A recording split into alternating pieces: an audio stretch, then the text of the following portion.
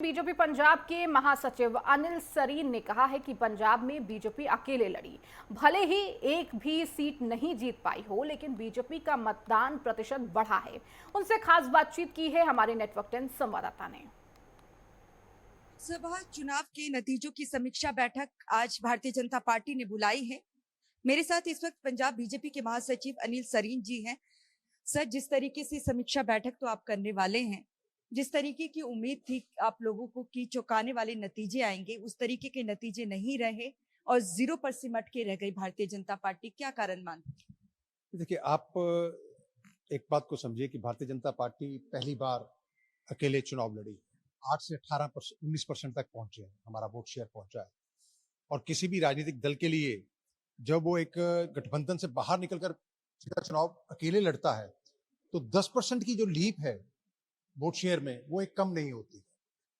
इसके अलावा लगभग 3 सीटें ऐसी हैं जो हम 10,000 ये भारतीय जनता पार्टी ने पहली बार चुनाव अकेले लड़ा गठबंधन से हटकर, क्योंकि पहले हम 3 सीट लड़ते थे और लगभग 23 सीट विधानसभा की लड़ते थे। तो पहली बार हमने 13 की 13 पार्लियामेंट की सीटें लड़ी हैं और जो नतीजे आए हैं वो यकीनन एनकरेजिंग है। एक बात तो मैं ये स्पष्ट कर दूं कि किसान भारतीय जनता पार्टी से नाराज नहीं है। ये केवल कुछ जत्थेबंदियां हैं जो अपने राजनीतिक जो उनका अलायंसेस हैं, जिनके साथ वो जुड़ी हुई हैं।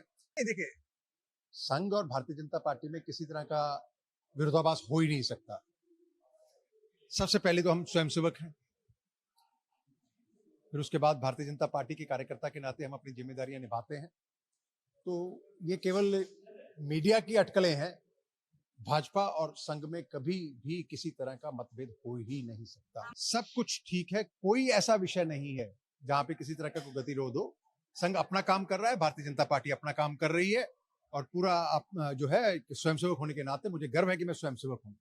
धन्यवाद सर। अनिल सरीन जी, बीजेपी के महासचिव को आपने सुना, जिनका कहना है कि बीजेपी का मतदान प्रतिशत काफी अच्छा रहा है, 19% इस लोकसभा चुनाव में रहा है। वहीं संघ और बीजेपी के बीच में जो मनमुटाव की खबरें सामने आ रही है, उसे इन्होंने निराधार बताया है। कैमरामैन विकास के साथ नेटवर्क 10 के लिए चंडीगढ़ से ईशा।